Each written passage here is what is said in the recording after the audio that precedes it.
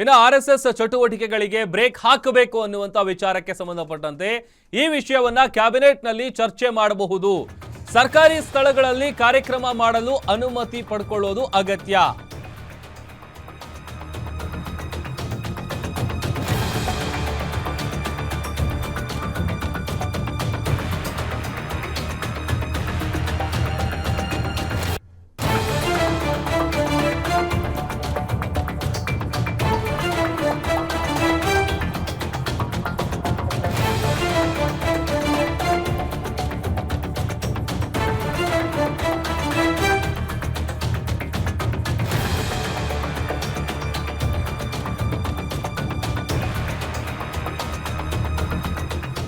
RSS ಚಟುವಟಿಕೆಗಳಿಗೆ break ಹಾಕಬೇಕು ಅನ್ನುವಂತ ವಿಚಾರಕ್ಕೆ ಸಂಬಂಧಪಟ್ಟಂತೆ ಈ ವಿಷಯವನ್ನ ಕ್ಯಾಬಿನೆಟ್ನಲ್ಲಿ ಚರ್ಚೆ ಮಾಡಬಹುದು.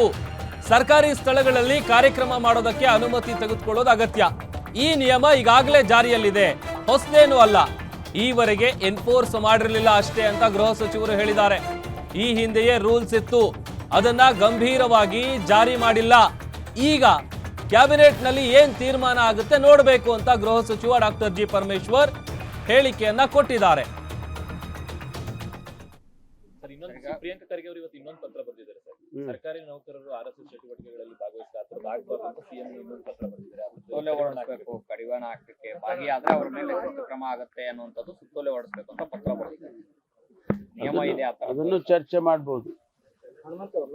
ನಿಯಮ ಇದ್ರೂ ಕೂಡ ನೋಡಿ, ಈಗಾಗಲೇ ಇದಕ್ಕೂ ಕೂಡ ಏನು ಸರ್ಕಾರಿ ಸ್ಥಳಗಳಲ್ಲಿ ಯಾವುದೇ ಕಾರ್ಯಕ್ರಮಗಳನ್ನು ಮಾಡೋದಕ್ಕೆ ಯಾವುದೇ ಸಂಘ ಸಂಸ್ಥೆಗಳಿರ್ಬೋದು, ಧಾರ್ಮಿಕ ಸಂಸ್ಥೆಗಳಿರ್ಬೋದು, ಅಥವಾ ಬೇರೆ ಯಾವುದೇ ಖಾಸಗಿ ವಿಚಾರಕ್ಕೆ ಪರ್ಮಿಷನ್ ತಗೋಬೇಕು ಅಂತ ಈಗಾಗಲೇ ಇದೆ.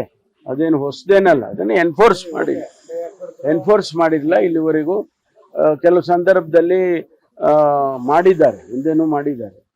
ಈಗ ಬೇರೆ ಬೇರೆ ಜಾಗಗಳನ್ನ 2-3 ಜನ ಕೇಳ್ತಾರೆ, ಒಂದೇ ಜಾಗ 2-3 ಜನ ಕೇಳ್ತಾರೆ. ಅಂತ ಟೈಮ್ನಲ್ಲಿ ಪೊಲೀಸ್ನವರು ಎಕ್ಸಾಮಿನ್ ಮಾಡಿ ಯಾರಿಗೂ ಒಬ್ರಿಗೆ ಪರ್ಮಿಷನ್ ಕೊಡ್ತಾರೆ ಅಥವಾ ಕೊಡೋದೇ ಇಲ್ಲ. ಈ ಥರದ್ದೆಲ್ಲ ಇದೆ, ರೂಲ್ಸ್ ಅಂತೂ ಇದೆ. ಅದನ್ನ ನಾವು ಸೀರಿಯಸ್ ಆಗಿ ಇಂಪ್ಲಿಮೆಂಟ್ ಮಾಡಿಲ್ಲ. ಈಗ ಏನು ತೀರ್ಮಾನ ತಗೊಳುತ್ತೆ ಕ್ಯಾಬಿನೆಟ್ ನೋಡ್ಬೇಕು. Thank you.